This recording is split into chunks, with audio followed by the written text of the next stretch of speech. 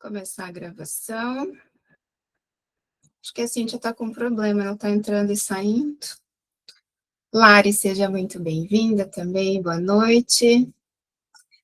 Então, pessoal, vamos começar. Já estou gravando, sempre esqueço de gravar, então já coloquei ali para não esquecer. Então, hoje, dia 3 de novembro, quase fim do ano, mas ainda dá tempo de fazer muita coisa até o fim do ano. E é segunda-feira, Dia Internacional dos Novos Começos, das novas promessas, dos novos planos. Então, hoje eu quero que vocês pensem. Não precisa escrever aqui, não precisa se expor, pensem com vocês, mas sejam sinceros, tá bom? Vocês estão satisfeitos com o inglês técnico de vocês, ou com o inglês em geral? Imagino que a resposta seja não, porque a gente nunca tá. A gente sempre sabe que pode mais, que pode aprender mais. E, às vezes, a gente pensa num assunto que a gente conhece, mas quanto desse assunto a gente conseguiria falar em inglês, explicar sobre ele em inglês, ok? Então, sem precisar fazer aquela tradução mental de palavra por palavra. O que eu quero hoje é que vocês saiam daqui se sentindo com a impressão de que vocês conseguem, com a impressão de que vocês conseguem estar cada dia mais, um pouco mais preparados para o que vocês vão enfrentar quando estiverem trabalhando como enfermeiros nos Estados Unidos. Então, eu não gosto da ideia, assim, de que o estudo ou de o aprendizado, ele tem que ser uma coisa pesada. Eu sou a maior defensora, oi, Lurdinha, de que o aprendizado tem que ser leve. Então, quando a gente faz ele por partes, se a gente pensar que quando eu começo o processo de imigração, depois eu tenho fila e tudo isso, eu consigo ter um tempo de ir aprendendo cada vez mais sobre isso. Então, eu vou começar a compartilhar aqui a minha tela com vocês. Deixa eu só pegar a canetinha aqui, se eu precisar dar uma rabiscada. Modo leitura. Se vocês tiverem alguma dúvida, alguma coisa que vocês queiram perguntar, depois vocês podem mandar ali no chat que eu vou respondendo, tá bom? Então, o tema de hoje é heart failure. Eu vou intercalar o inglês e o português. Eu sei que tem gente que consegue acompanhar tranquilo no inglês. Eu sei que tem algumas pessoas que têm um pouco mais de dificuldade. Então, eu vou revezando as duas coisas, ok? Ali embaixo tem o meu Instagram, para quem ainda não me segue. E, gente, cadê sumiu o negócio aqui?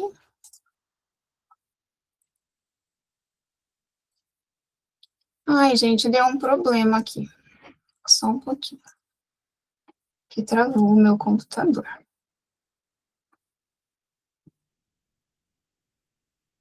Estava com medo que isso acontecesse. Já tinha deixado tudo prontinho antes, mas não deu certo, desculpe.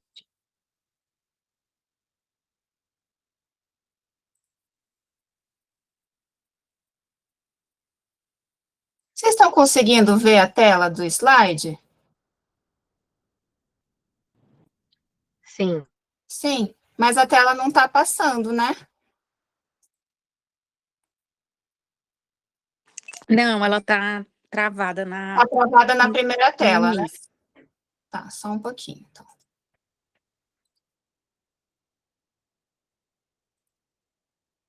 Acho que entrou tanta gente na aula que o negócio ficou até nervoso, que nem eu.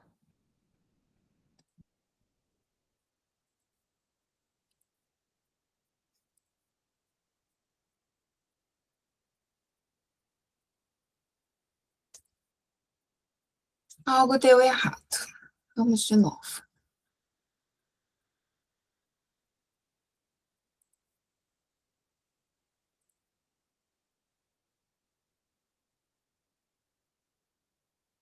Ai, obrigada, Lourdes, estou nervosa já.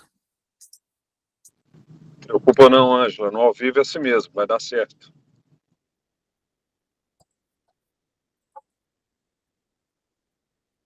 Ó, aqui para mim tá mudando, mas para vocês não tá.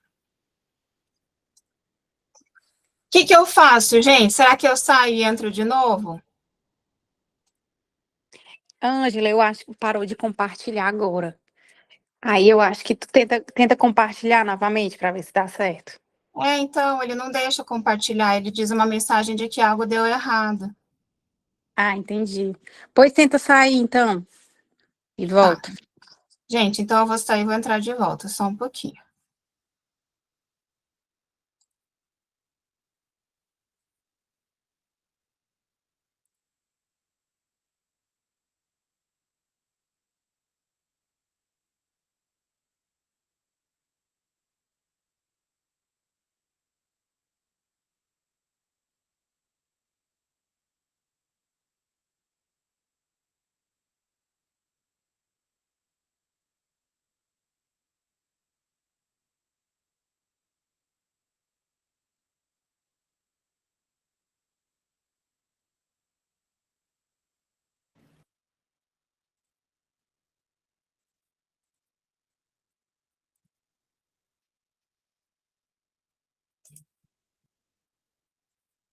Tá Apareceu. aparecendo para vocês?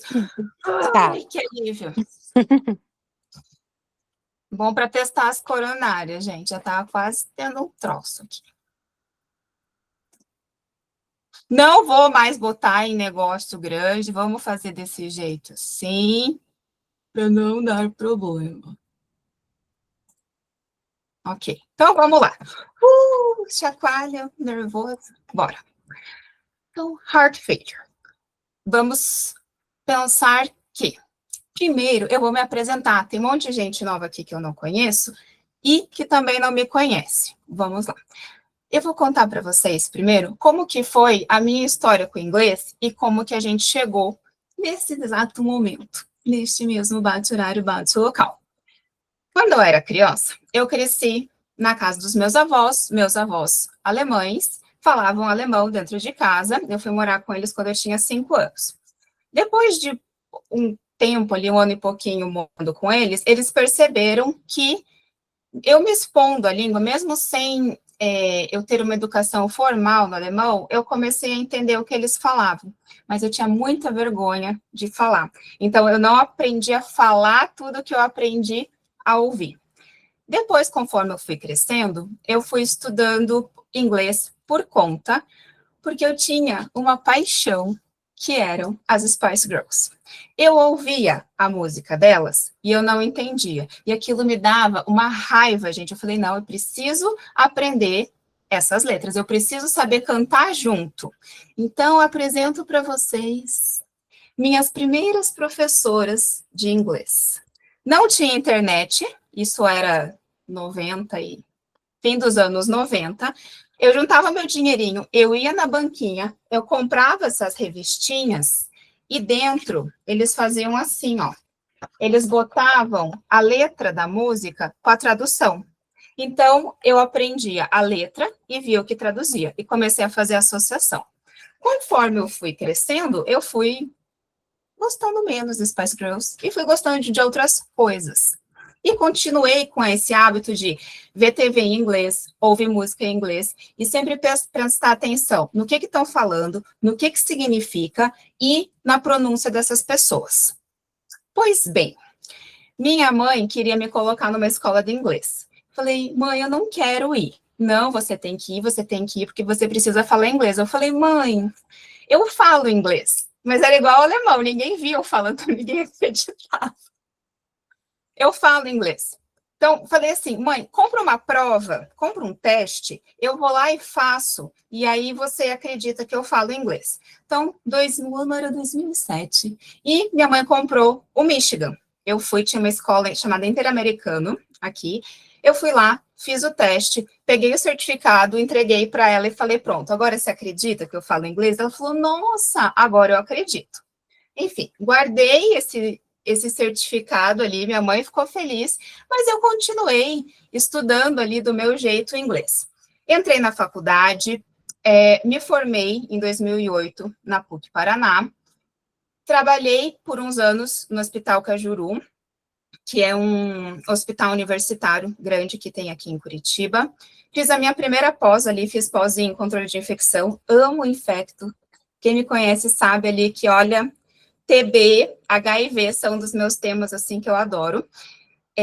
Aí fui aprovada na prefeitura, em Curitiba. Entrei, comecei a trabalhar lá e fiquei parada ali por uns anos, só trabalhando. Aí apareceu uma oportunidade, ia ter um congresso de HIV nos Estados Unidos. Eu falei, gente, preciso ir nesse congresso, eles iam sortear bolsas. Para você se inscrever para a bolsa, você precisava do quê? De um certificado de inglês. Eu tinha? Não tinha, porque esses certificados, eles têm tempo de validade, e o meu era lá de 2007. Falei, gente, preciso ir atrás de um certificado, vou fazer o IELTS.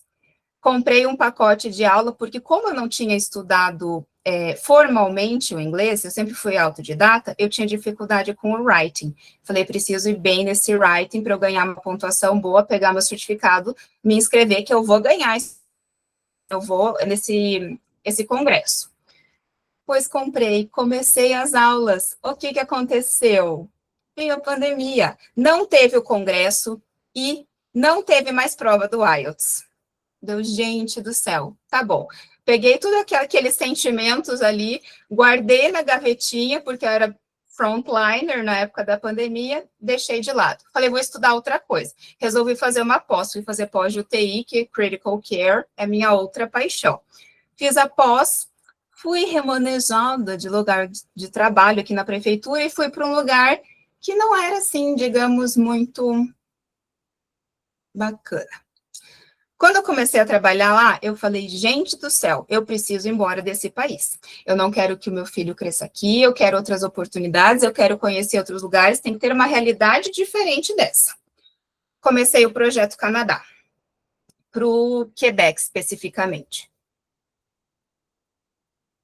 Eu já conheci o Canadá, já tinha ido algumas vezes para lá, validei meu diploma, fiz 2 anos de francês. Sim, gente, eu gosto de estudar línguas. Fiz 2 anos de francês, fiz meu currículo. Na época de aplicar para as entrevistas, eu fiquei insegura com o processo de imigração. Mas, até então, eu não sabia de toda essa possibilidade que nós, enfermeiras, tínhamos de imigrar para os Estados Unidos. Então, foi no meio desse processo que eu descobri. O que eu fiz? Deixei de ladinho o Projeto Canadá e me joguei de cabeça, decidi, assim, de verdade, Projeto Estados Unidos em agosto de 2023. Comecei efetivamente o processo, comprei o serviço da SES e comecei a tradução de documento em setembro de 2023. E coloquei uma meta, eu sou muito boa com meta, gente, eu sou bem disciplinada. Falei, em 1 ano eu vou estar na fila, eu vou ter a minha PD em mãos, eu vou estar na fila da imigração. Eu sei que para várias pessoas isso é muito rápido, mas eu falei, não, eu vou me jogar de cabeça, vou fazer esse negócio funcionar. Em setembro, eu também enviei os meus primeiros documentos para o CGFNS para fazer a validação. Falei, então, pronto, agora eu vou começar pelo que para mim ficaria mais leve. Eu tinha medo do NCLEX, eu falava, gente, é muito complexo, então eu vou começar na minha zona de conforto, no que eu gosto mais, que é o inglês, e fiz o caminho inverso do que a maioria das pessoas faz. Eu comecei pelo inglês. Aí sim eu fui lá e fiz o IELTS. De novo, sem ter aquela minha educação formal do inglês, com o meu inglês de autodidata, fui lá e consegui o meu C1 no IELTS. Fiquei tão feliz, gente, eu fiquei tão feliz, acho que tem até um Reels desse dia, fiquei muito emocionada. Aí, eu estava esperando ainda a validação ia sair só em março de 2024, mas como nada na vida é perfeito, e a vida às vezes dá uma lambada na gente, no mesmo mês que eu fiz o IELTS, a minha mãe foi diagnosticada com câncer de mama. Eu sou filha única, minha mãe não é casada, então era eu e ela no negócio. Falei, então tá, eu tenho o tempo da validação do diploma, vamos mergulhar nesse tratamento da minha mãe, me dediquei 100% a ela e falei, a hora que sair minha validação, eu estudo para o NCLEX. Minha validação saiu dia 11 de março de 2024, eu fiz a minha prova dia 15 de junho de 2024. Deu ali uns 2 meses e pouco, né, de estudo. Veio o meu PES numa segunda-feira, fiz currículo, organizei entrevista, assinei meu contrato na semana seguinte. Nesse processo de validação, a gente tinha uma turma de validação, onde eu conheci pessoas maravilhosas, inclusive tem umas aqui, que começaram a falar no grupinho que a gente tinha, Ângela, ajuda a gente com a parte do inglês, porque o Uniclex está sendo um pouco difícil, precisamos assim, de uma tradução, uma coisa. Eu falei, então tá, vou ajudar. Peguei uma amiga minha, Paty, falei, Paty, vamos testar essa aula de inglês que vocês querem? Vamos ver se isso dá certo? Fiz a aula com ela, deu super certo, foi bem legal. E falei, então tá, então acho que eu tenho aí alguma coisa aí para ajudar de verdade os colegas. E foi assim que, em julho de 2024, teve a primeira aula do Scrubs English. Porque o que eu consegui fazer? Eu juntei duas paixões que eu tinha: enfermagem e inglês. Falei, gente, que união melhor do que juntar essas duas coisas e ainda conseguir ajudar os colegas que às vezes estão tendo dificuldade justo nisso, que é o que eu gosto de fazer. Então, assim surgiu o Scrubs English. Então, o que eu quero que vocês entendam antes da gente entrar na parte mais densa da aula, na parte mais técnica? É que é muito comum a gente ver as pessoas se dedicando, assim, dando o sangue, suor e lágrimas até a parte do NCLEX. E aí, se vocês prestarem atenção, com certeza vocês sabem de algum colega que passou no NCLEX e até hoje não deu continuidade no resto do processo. Parou na prova de proficiência, parou na parte de entrevista e abandonou, pois todo aquele esforço, aquele tempo, aquele dinheiro, aquela dedicação, e aí travou nisso. E se você vai conversar com as pessoas, várias delas, inclusive, eu tive uma aluna maravilhosa, gente, inteligentíssima, que ficou com medo do inglês da entrevista, achou que não ia dar conta, largou o processo. E a gente vê isso acontecer mesmo. Mas isso não precisa acontecer. Porque entender que o inglês americano, o inglês técnico, ele é uma responsabilidade nossa. Ela faz parte do processo. A gente tem que entender isso desde o começo, porque para a gente atuar com segurança, a comunicação precisa ser efetiva. Eu não posso ter ruído nessa comunicação entre eu e o colega, entre eu e o paciente, entre eu e o familiar.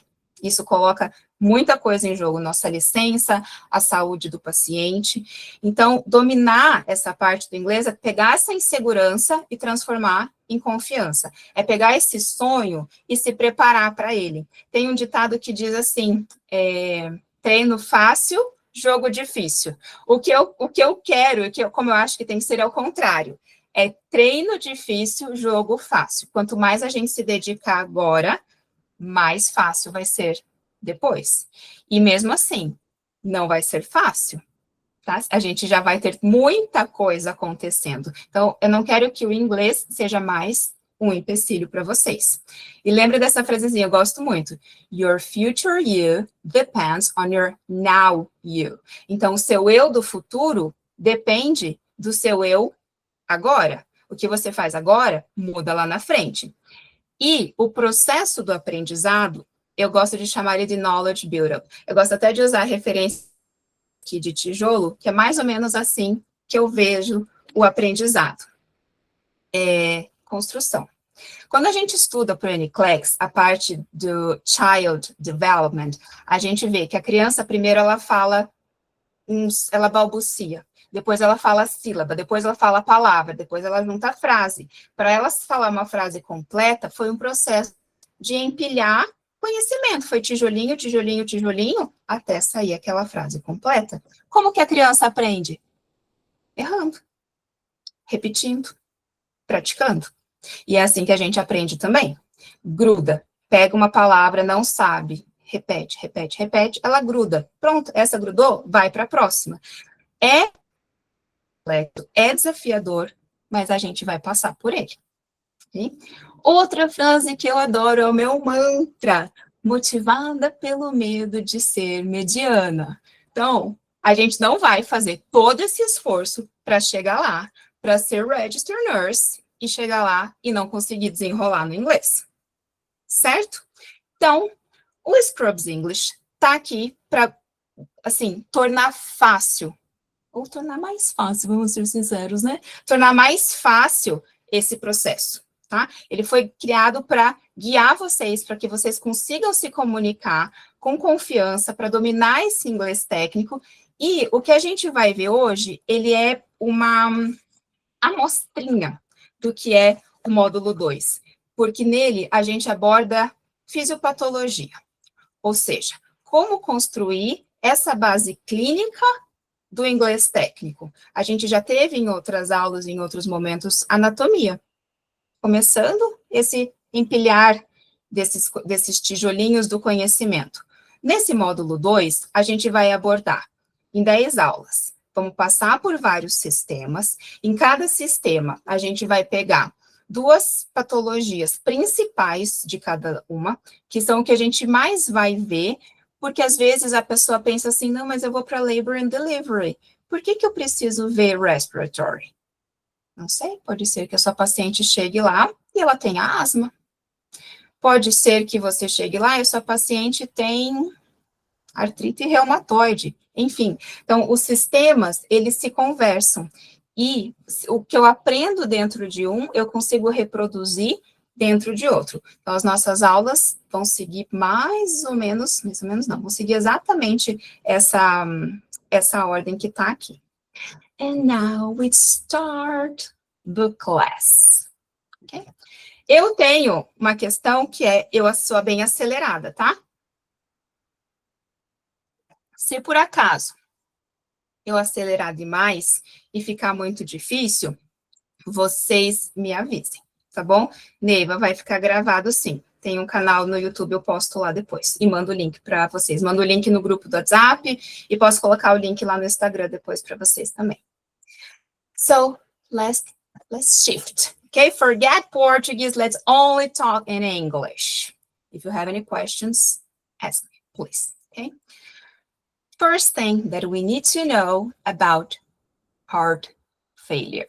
Eu coloquei bastante coisa escrita nos slides para que quem tiver mais dificuldade com o listening consiga ler o que está escrito ali e começar a fazer essa associação da minha pronúncia com o que vocês estão escutando e com a palavrinha que vocês estão lendo, ok? So, congestive heart failure é o que a gente chama em português de insuficiência cardíaca congestiva, o ICC, que a abreviação é CHF. Essas duas palavrinhas, heart e failure, elas precisam ser bem pronunciadas para que não tenha também ruído nessa comunicação. Às vezes a gente vê esse som, esse heart, ele sai como hurt. Hurt é machucar. Então, não dá para confundir, é um detalhezinho de pronúncia que não dá. Uma coisa importante que eu acho que todo mundo tem que aprender a fazer é construir a sua própria forma de interpretação daquela palavra para pronúncia. No aprendizado de língua, a gente chama de IPA, que é o International Phonetic Alphabet, é o alfabeto fonético internacional, mas ele é complexo. Então, eu sempre falo para os alunos, façam os seus próprios IPA. Por exemplo, a palavra heart, para eu não confundir com hurt, eu posso escrever ela dessa forma. Heart, coloco um acento, eu sei que a tonicidade dessa palavra está aqui na frente. Heart, para nunca sair hurt. A outra palavrinha ali, failure.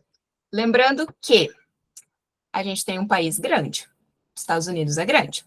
Existem outros países que falam inglês. Então, algumas palavras, da mesma forma que aqui no Brasil, elas vão ter pronúncias diferentes. Essa palavrinha failure, vocês vão ver também elas terem sons da seguinte forma.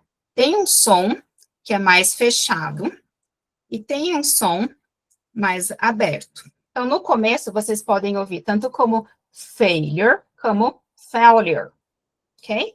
A segunda parte, também, vocês podem ouvir mais assim, ou mais curto. Então, failure, ou failure, ou failure. Vocês vão ouvir, gente, variações incríveis. Pessoas de outros países falando inglês também Então, estejam preparados para ouvir coisas diferentes, tá? Eu vou aqui no failure, beleza? So, it's a clinical syndrome that occurs when the heart is unable to pump. Pump, bomba, ou seja, unable, incapaz de bombear enough blood to meet metabolic demands of the body, or can do so with elevated filling pressures. Filling é preencher, igual quando tem lá fill in the blank, ou seja, esse coração, ele não tem força de bombar esse sangue suficiente, e ele mesmo, ele vai precisar de pressões muito altas para conseguir preencher tudo, ok? And this represents the end stage of many cardiovascular diseases. Essas palavrinhas que eu deixei em negrito ali, são palavrinhas-chave que vocês precisam guardar para quando vocês forem falar dessa patologia, ok? And involves complex changes in cardiac structure and function. Presta atenção no estresse da palavra cardiac, cardiac. Não puxem para o final, cardiac, igual a gente fala cardíaco em português, ok? Cardiac and function. Most common disease that causes heart failure is coronary artery disease. But we also see this happening a lot in patients after myocardial infarction. Outra palavrinha, myocardial infarction. Não é infraction, é infarction. Parece que é de um jeito, mas na verdade ela é de outro.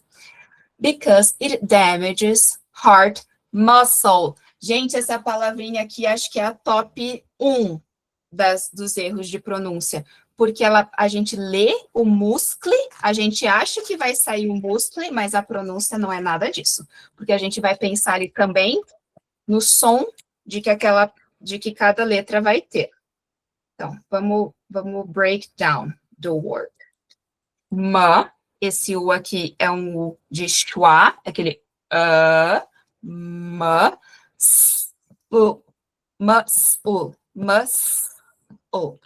esse E aqui tá de enfeite, ou você pensa que ele vai pular aqui para trás. Então, muscle. Se eu fosse fazer um IPA disso daqui, eu faria algo mais ou menos assim, ó.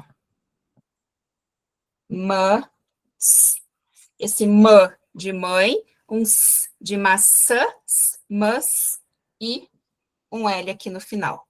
Muscle, muscle, ok? Please, don't make mistakes with this pronunciation. We also have hypertension. This is the most common disease that we see every day. A lot of patients having hypertension, chronic high pressure that weakens heart over time. Weak, fraco, weakens, significa que enfraquece. Valvular heart disease, we can see stenosis or regurgitation and increases workload, ou seja, o trabalho do músculo. Cardiomyopathy, ó, cardiomyopathy. Tem um TH, gente, vocês vão ter que passar vergonha e cuspir ali na tela do computador. Ok? Cardiomyopathy. So, heart muscle disease, you can see a dilated heart, a hypertrophic or restrictive disease. Hypertrophic, vocês também vão ver pronúncias diferentes.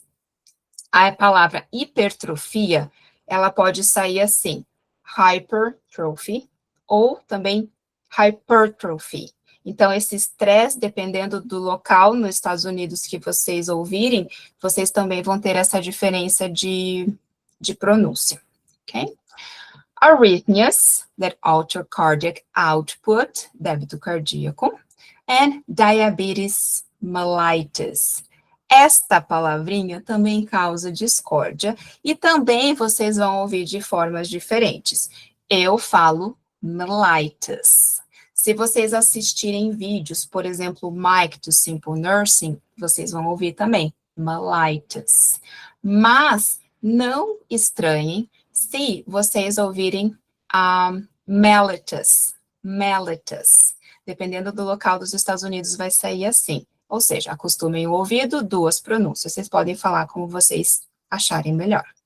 And this contributes to to valvular damage. Now we are going to talk about the pathophysiology of the heart failure. Impaired cardiac output. Impaired é a palavrinha que vocês veem 1 milhão de vezes no NCLEX. Prejudicado. Então, cardiac output, prejudicado. Which may result from systolic dysfunction, decrease contractility, impair ejection of blood. Então, você tem a ejeção de sangue prejudicada. Or diastolic dysfunction, when we see decreased ventricular compliance. Então, eu tenho problema de complacência, impaired filling, problema de preenchimento, ok? Reduce CO leads to an activation of compensatory mechanisms. Então, mecanismos compensatórios que o músculo cardíaco vai usar, que o coração vai usar.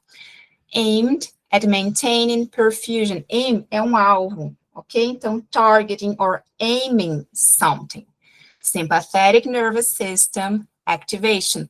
Quem assistia muito vídeo de Simple Nursing vai lembrar também do Mike falando fight or flight response. Então, associem sempre sympathetic nervous system, fight or flight response.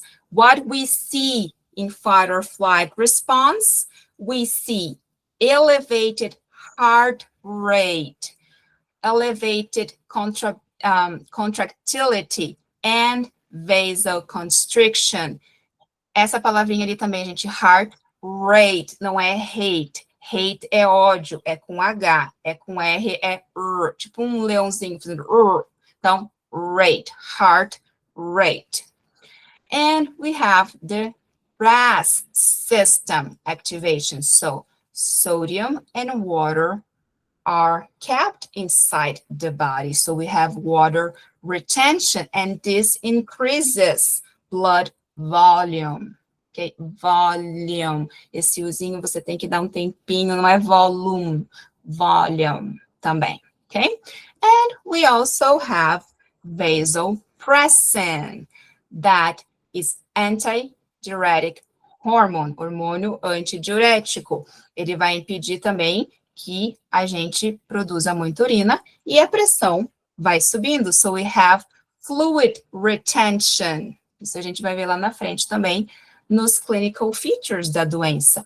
So, although initially beneficial, porque é um mecanismo compensatório, então parece que ele é benéfico para o corpo, para o que está acontecendo, these compensations become maladaptive, leading to ventricular remodeling, hypertrophy, and progressive pump failure. Então, a bomba cardíaca vai, aos poucos, cansando, e ela vai ficando cada vez mais fraca. When we talk about cellular and molecular mechanisms, what is going on inside the body parts? So, myocyte, esses Yzinhos saem como I, myocyte injury and stress activate the sympathetic nervous system and the RAS system. So we have chronic elevation of catecholamines. As catecolaminas, lembram hormônios? Nora, dopa, epi. O que acontece? Tudo vai ficando mais acelerado. Ele desenvolve uma cascata de efeitos. So we have hypertrophy and fibrosis. Fibrosis of cardiac tissue. We also have cell death. A gente tem um TH ali, gente. A gente vai cuspir no computador de novo, tá? Cell death, apoptosis of cardiomyocytes. Reduce beta-adrenergic receptors sensitivity, worsening contractility. Então, a bomba vai ficando cada vez mais fraca e ela vai bombando cada vez mais fraquinho esse sangue, So, aqui palavrinhas-chave para a gente lembrar quando a gente está falando de heart failure. Heart becomes dilated, dilatado, stiff. Stiff é rígido. A gente vê essa palavrinha muito em artrite reumatoide, certo? Rheumatoid arthritis, that the patient complains of morning stiffness, é um dos clinical features. Então, stiff é tudo que é rígido. And inefficient, resulting in, palavrinha-chave, decrease ejection fraction, a fração de ejeção diminuída. In some cases, the ejection fraction may be preserved, depending on the type of the heart failure, but no dia a dia a gente sabe que a maioria acaba prejudicando a ejeção, certo? And hemodynamic consequences of this. Low cardiac output, baixo débito cardíaco. We have decreased renal perfusion, então a gente tem perfusão renal diminuída. E daí a gente tem RAS activation and fluid overload. Por isso que esse paciente encharca. A gente vê de longe o paciente quando ele tem ICC, né? A gente olha o pezinho do paciente é uma broinha, né? Aquele que você aperta o dedo, vai lá dentro. Por quê? Fluid overload. And when we have increased venous pressure, we have edema and we have congestion. So when we have low tissue perfusion, we have fatigue, weakness, and organ dysfunction.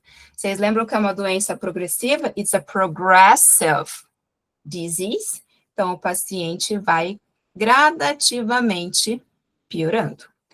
And the clinical features. Esse daqui, gente, vocês têm que ter essas palavrinhas todas ali, mais do que grudadinhas na cabeça de vocês. When the patient has left-sided heart failure, olhem a plaquinha aqui. L, it's from lungs. So we will see respiratory symptoms. So, dyspnea, a pronúncia é bem rápida, bem curtinha. Shortness of breath, especially on exertion. Então, aos esforços, esse paciente vai ter dyspneia. Orthopnea, or difficulty breathing lying flat. Então, orthopnea, que é a ortopneia. Paroxysmal nocturnal dyspnea, que é aquela dyspneia bem característica que piora à noite. Crackles. Do you girls and boys remember crackles? Que são os sons quando a gente está fazendo a ausculta pulmonar, quando a gente tem todas aquelas crepitações, pulmonary congestion. Toda vez que a gente ouve crackles na nossa lung auscultation, it means fluid in the lungs. Então, aquele no fundinho. Fatigue and weakness. Cough, por mais que tenha um O, o GH ali, o som é cough, é um F, igual quando a gente vê na turma da Mônica o Cebolinha tossindo lá, cough, cough, cough, exatamente essa pronúncia. With frothy, blood-tinged sputum. Esse frothy, ele significa espumoso. Quando a gente vê receita de iced coffee no Instagram, reparem que aquele mixer pequenininho que eles colocam dentro do leite e que deixa o leite todo espumoso, eles vão falar que eles estão frothing the milk, eles estão espumando. Então, é exatamente essa mesma intenção que essa palavra tem. Frothy, blood-tinged, ou seja, um sputum, um catarro ou um escarro tingido, manchado de sangue e espumoso. And cyanosis. When we see the patient with right-sided heart failure, R stands for rest of the body. Então, R de right, de direito, igual rest of the body, resto do corpo. Lembrem sempre dessa diquinha, L para lungs, R for rest of the body, que vai ajudar vocês. First thing we see, peripheral edema, swelling of legs and ankles. É aquele pãozinho, aquele pé de broinha, de pãozinho. Jugular venous distension, ascites, abdominal distension, ascites. Hepatomegaly, hepatomegalia, or enlarged, large, grande, enlarged, aumentado, enlarged liver. Weight gain, por mais que, de novo, essa palavrinha às vezes ela é meio tricky também, ela tem um monte de letrinha solta ali no meio, mas é weight gain, ganho de peso. And fatigue. Agora, o cara ganha na loteria? Não ganha, mas pode ser que ele desenvolva um both side heart failure. Então, quando o paciente tem esse heart failure muito crônico e muito descompensado, pode ser que um lado acabe com o tempo prejudicando o outro. So, the patient will present both types of signs and symptoms. Aí você já pega uma abreviaçãozinha também. Não quis colocar muitas, porque eu sei que fica difícil para algumas pessoas, mas ali no cantinho, quando tem S e S, signs and symptoms. So, both types of signs and symptoms. Né? Mas é o que eu falei, na loteria não ganha, né? Mas consegue ter um heart failure bilateral. A gente sabe que o prognóstico desses pacientes é triste, né? Lento e sofrido. Labs and exams. Por que eu não coloquei como diagnosis? Porque eu quero que vocês prestem atenção em uma coisa. Em português, a gente está acostumado a falar, eu vou fazer um exame. Exame do quê? Se eu falo exame, vocês podem pensar que eu estou indo fazer um raio-x, vocês podem pensar que eu estou indo fazer uma coleta de exame de sangue. Em inglês, comecem a associar que essas terminologias vão ser usadas de formas diferentes. Exam, vocês associam com imaging. Então, o CT scan, X-ray, enfim, exames de imagem como exam. Quando a gente for falar de sangue, a gente vai falar de labs. So, here I have a BPN, que é aquele marcador, quando o músculo cardíaco está esticando muito, ele libera o BNP. And we also have echocardiogram, or just echo. We have chest X-ray, isso vocês podem ver até uma abreviaçãozinha que é CXH, chest X-ray. ECG, bastante gente se embanando um pouco aí, fala ACG or AKG. A é a letra A, não é essa letra que a gente quer falar nesse momento, é I. Então, EKG, ECG, EKG, ok? E.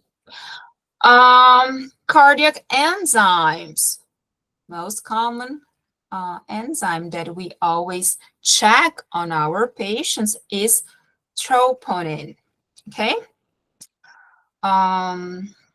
BUN, creatinine, and electrolytes. This is very basic. We see this, we also check this on all patients, but they are important markers to close a diagnosis for this kind of patient.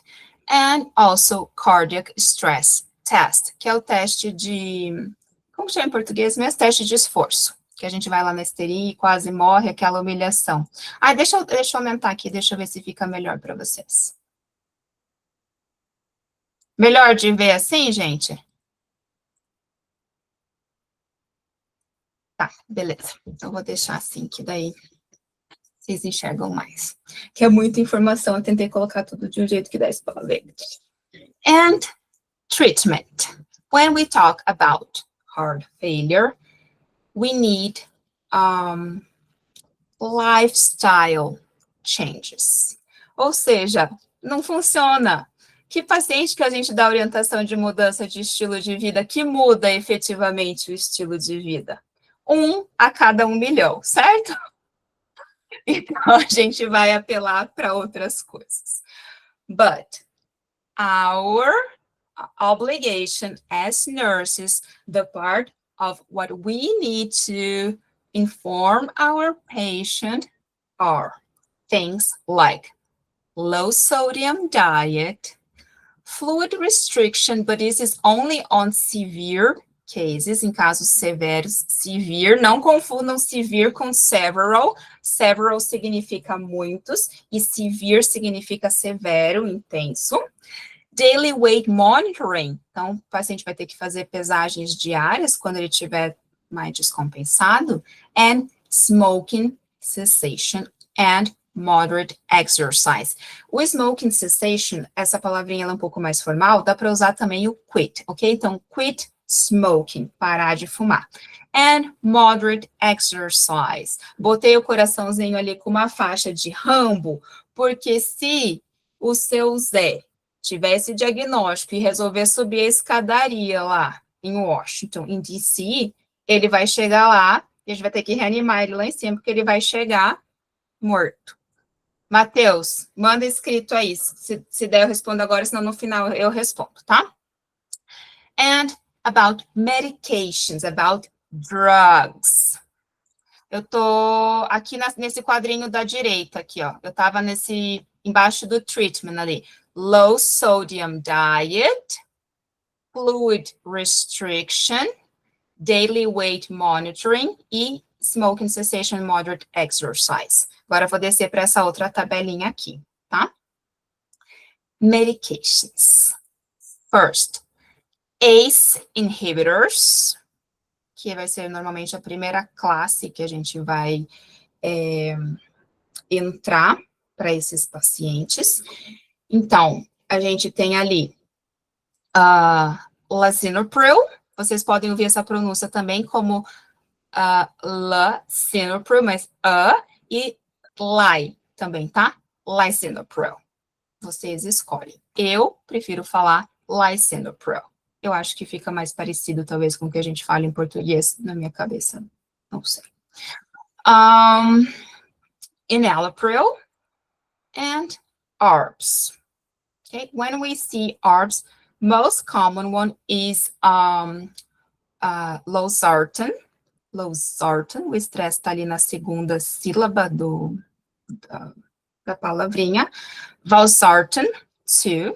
Beta blockers, we have a lot of options, but usually this patient will use metoprolol.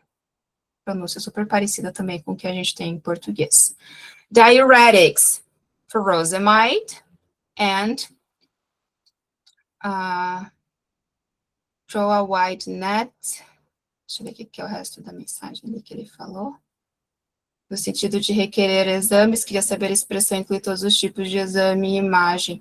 Throw a wide net. Eu não ouvi essa expressão, Matheus. Eu posso dar uma pesquisada depois e passar para vocês. Throw a wide net, eu imagino que seja no sentido de fazer uma pesquisa bem ampla de tudo que eu preciso. Faz sentido ser isso de incluir todos os exames, quando você não tem ainda um diagnóstico fechado, tá? Faz sentido. Porque throw a wide net seria jogar uma rede amplo, né, uma rede larga.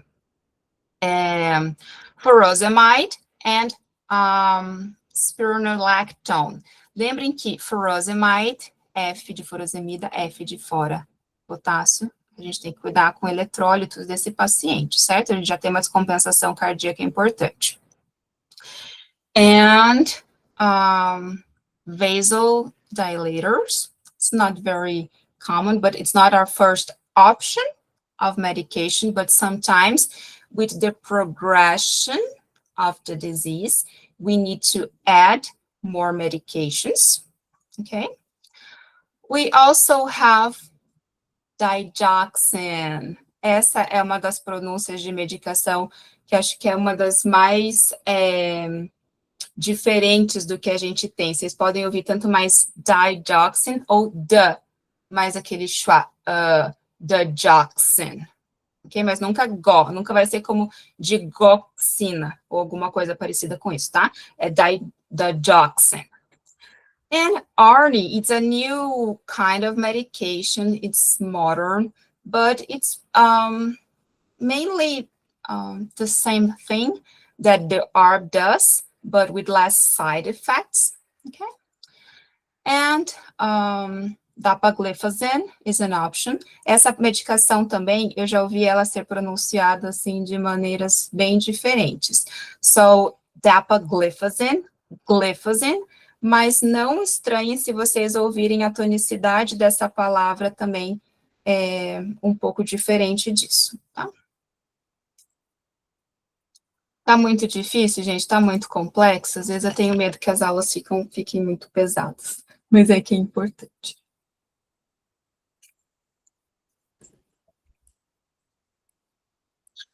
Complications. PE stands for pulmonary edema.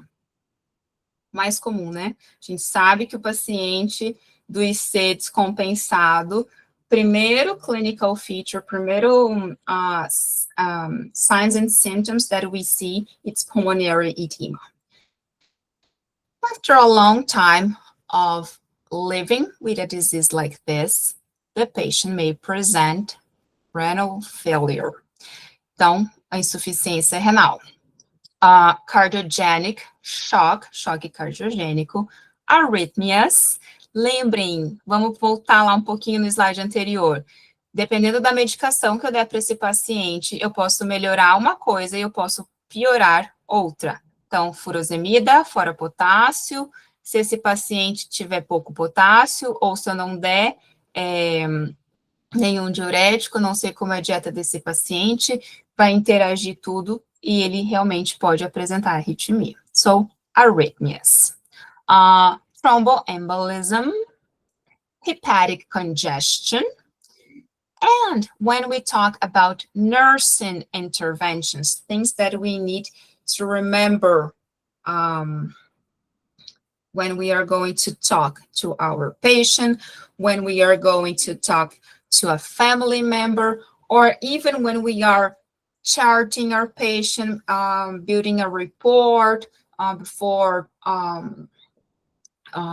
shift report, for example, we need to remember this, okay? So, monitor vital signs, weight, edema, lung sounds, and SpO2. SpO2, vocês podem falar da maneira com que vocês achem melhor. Pode ser oxygen level, pode ser saturation, SATs. Vai do gosto do freguês, okay? Always assess for worsening dyspnea. Então, sempre avaliar a piora dessa dispneia do paciente. Fatigue and orthopnea. Strict intake and output and daily weights. Lembrando, gente, que algumas dessas nursing interventions, elas são aplicadas com a progressão da doença. Um paciente que acabou de ser diagnosticado, ele ainda não tem tantos sintomas da doença, eu não vou ter tantas intervenções. As intervenções vão aumentando conforme a doença vai piorando. Ok? Então, obviamente, que você restringir intake and output, ou seja, entrada e saída de líquido e pesagem diária, é num paciente que está apresentando sinais de descompensação da patologia, ok? Elevate head of bed to ease breathing. Então, para facilitar a respiração desse paciente, vou elevar a cabeceira, posso orientar ele até que em casa ele use um pillow, que ele usa mais travesseiros para ficar mais reclinadinho na cama. Monitor potassium levels, especially with diuretics and digoxin. Já falamos, já falei 2 vezes, terceira vez, é um sinal, gente, guardem essa informação. And always educate the patient, okay? They need to report rapid weight gain. Então, ele precisa nos avisar, nos comunicar de um ganho de peso muito súbito. Então, eu botei ali em pounds e eu botei também em quilos, daily. Então, se esse paciente chega para a gente e fala, nossa, essa semana eu ganhei 4 quilos. Não é gordura, é líquido, né? O paciente está encharcando. Limit sodium and fluid. Sodium, toda palavrinha que tiver M, é obrigatório os lábios tocarem, ok? Sodium and fluids. Adhere to medication schedule. A gente tem um H ali antes do her. Então, esse H ele vai sair também, tá? Então, quando eu vou falar de adesão à medicação, é medication adherence. Adherence. Esse Hzinho, ele sai ali no meio, ele tem que aparecer. So, adhere to medication schedule and recognize early signs of decompensation. Outra palavrinha tricky, a gente fala descompensação em português, e em inglês é decompensation, é igual desfibrilar, é defibrillation, defib do patient, não tem esse S, prestem atenção. Swelling, SOB, it stands for shortness of breath and also fatigue. And this is it. No módulo 2, a gente aborda várias dessas questõezinhas, porque isso daqui foi, na verdade, assim, uma amostra de uma patologia, palavras que a gente precisa lembrar, pronúncia que a gente precisa ter para não ter ruído nessa comunicação, porque não basta eu saber sobre insuficiência cardíaca. Eu preciso saber falar sobre isso, eu preciso saber entender, eu preciso lembrar dessas palavrinhas-chave e colocar elas, conseguir usar elas no meu dia a dia, conectando com o meu inglês, ok? Então, quem estiver pronto, embarcar nesse módulo comigo, seja muito bem-vindo. Pode me chamar no WhatsApp. Ai, Lu, obrigada pelos coraçõezinhos. Espero que vocês tenham gostado da aula. Quem tiver dúvida, pode abrir agora o microfone, pode perguntar, se quiser mandar no chat. Vou até dar uma olhadinha no que vocês mandaram aqui enquanto eu estava com a aula, que eu não consegui ler tudo.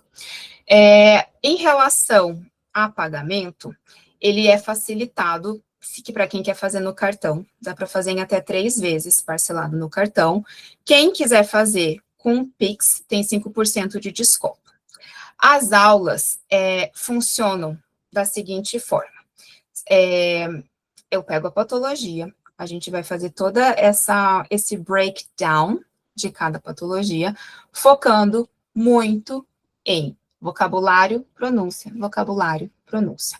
As aulas são às 10 da manhã ou às 8 da noite, a pessoa fica livre para participar da aula que ela quiser, como ficar mais fácil. Estou de plantão hoje à noite, assisti a aula da manhã, na quinta de manhã estou em casa, assisto de manhã, na outra semana estou livre, assisto de noite. Isso fica a critério do aluno, ok? E é isso. Deixa eu ver as perguntas aqui que tinha. Maria fez o mesmo processo que eu, começou no inglês primeiro, ótimo. Professora, as aulas ficam gravadas? Não, as aulas são ao vivo. Sabe por quê? Uma das principais características que vários alunos vêm me falar é a timidez, é a vergonha na hora de falar. Então, as turmas são sempre turmas pequenininhas, justo para que a pessoa consiga praticar junto, para que eu consiga corrigir a pronúncia. E quando está gravando, as pessoas ficam super tímidas. Aí, ninguém fala. E aí perde um pouco o motivo principal de eu querer que todo mundo fale e participe. Então, as pessoas ficam super congeladas e travadas nas aulas quando elas são gravadas. Então, as aulas estão sempre ao vivo. Eu digo que a aula tem 1 hora de duração, mas as alunas dos outros módulos sabem que a gente costuma passar um pouquinho, dependendo do assunto, dependendo da quantidade de dúvida ou de assuntos que venham junto na aula, acaba sendo um pouco mais longa que isso, tá bom? A gente faz esse breakdown, a gente quebra tudo que der daquela patologia. Palavrinhas que forem surgindo no meio também, a gente vai vai trazendo também. Fornece material? Sim, sim. Vai, da mesma forma com que tinha hoje ali para acompanhar o escrito, vai um handbook, um livrinho de mão, né, um livreto, digamos assim, que eu sempre peço para os alunos imprimirem, para que, na hora da aula, vocês consigam ir lá, rabiscar e fazer um IPA daquela palavra, ou anotar alguma outra informação que foi falada dentro da aula, que seja importante, que seja relevante para lembrar aquilo que foi explicado, tá? Régia, esse valor é por módulo, sim. Esse módulo que vai começar agora é o módulo 2. Tá? O módulo 3 e o módulo 4, eles provavelmente vão acontecer só no ano que vem, porque depois vai ter fim de ano, o pessoal sempre dá aquela parada, assim, né, nos estudos. Tem módulo que é sobre a estrutura física do hospital, então todos os materiais, equipamentos, o nome da salinha, como que é o DML, como que é o refeitório, como que é a maca, a escadinha, o suporte de soro, a seringa, a agulha, o equipo, tudo isso. E tem um módulo, que é o módulo 4, que ele é bem focado em comunicação. Então, como que eu vou falar para o paciente que eu vou fazer uma punção venosa? O que eu tenho que explicar? Quais materiais que eu vou usar? Qual é o nome desses materiais? Se eu pego um abocate, qual que é o nome das partes? Como que eu chamo o canhão, a agulha, o bisel desse material? Então, tudo bem descritinho, a gente faz práticas, a gente faz shift report, também, então, a gente faz passagem de plantão, a gente treina como que eu passo, como que eu recebo, as abreviações, tá? Módulo 1, Lari, sem previsão por enquanto.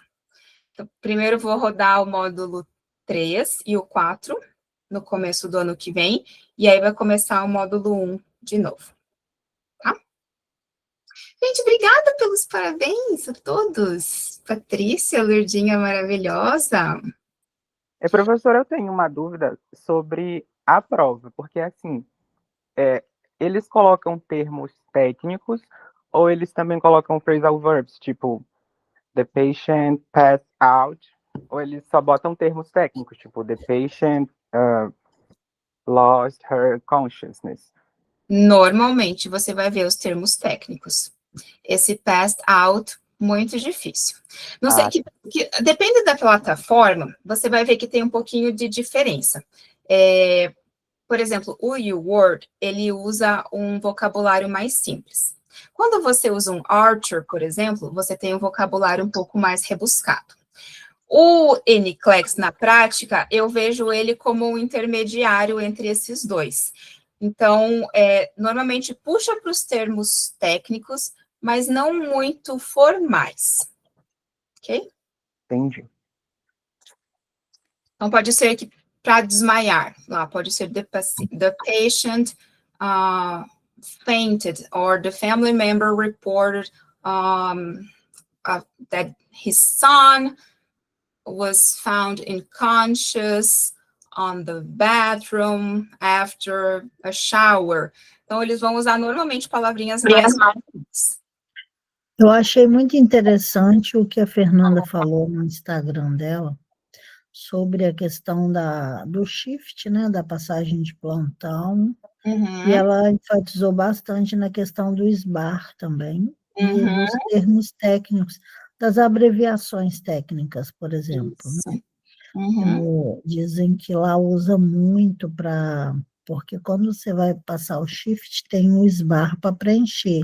Isso. Então, ela disse que tem uma planilhazinha, e vai tendo os espaços bem pequenininhos que eles preenchem geralmente com as abreviações, que quase não usa, né?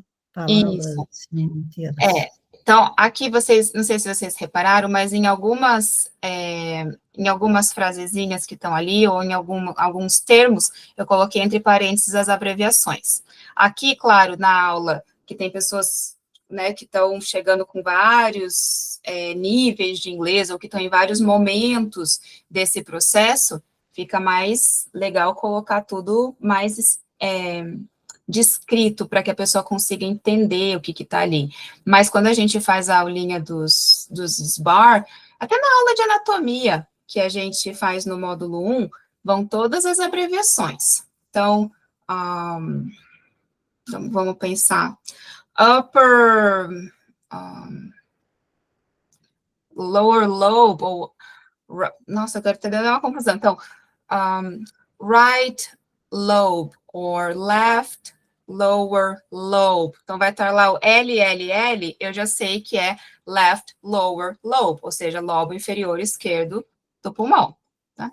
Então, esse negócio de abreviação, gente, ou até para medicação. Hoje de manhã, até uma aluna que ela trabalha como enfermeira já nos Estados Unidos, ela estava falando que ela se bateu um pouquinho no começo, porque tinha lá assim, ó, capillary blood glucose Q6. Se você lê um negócio assim lá no papelzinho do paciente, o que você fala? Socorro, Deus! Capillary blood glucose every 6 hours. Então, você vai fazer destro desse paciente de 6 em 6 horas. Isso aqui é uma das abreviações que a gente vê, né, com frequência para a gente usar num shift report, por exemplo. Patrícia, que bonitinha que você estava aí. Mais alguma dúvida, gente? Mais alguma pergunta? Não necessariamente relacionada à aula, perguntas no geral, fiquem à vontade. Olha, estão perguntando se, por exemplo, se perder o módulo 1, se pode dar continuidade ao módulo 2. Ah, sim. Gente, os módulos são independentes, tá? Por mais que quando eu montei eles tenham uma lógica, e a pessoa que entra no primeiro pode seguir todos eles nessa sequência, eles são completamente independentes. Tem aluno que faz o módulo 4, depois fez o módulo 1. Tem aluno que precisava só do módulo 2, fez só o módulo 2 no ano passado. Ou fez só o módulo 3. Então, eles são independentes, tá?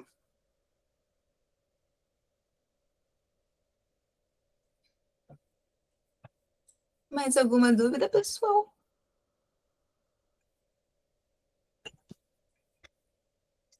Então é isso. Agradeço muito a presença de todos vocês por terem ficado comigo aí até o final. Espero que tenham gostado. A pergunta que eu sempre gosto que vocês respondam para vocês mesmos é: aprenderam alguma coisa? Se aprenderam alguma coisa, para mim, tá válido. É isso que eu precisava ouvir de vocês. Tá bom, gente? Um beijo! Quem for se inscrever, já me chama lá no WhatsApp que eu vou respondendo. Tchau, gente! Tchau, obrigada. Tchau, obrigada. Tchau!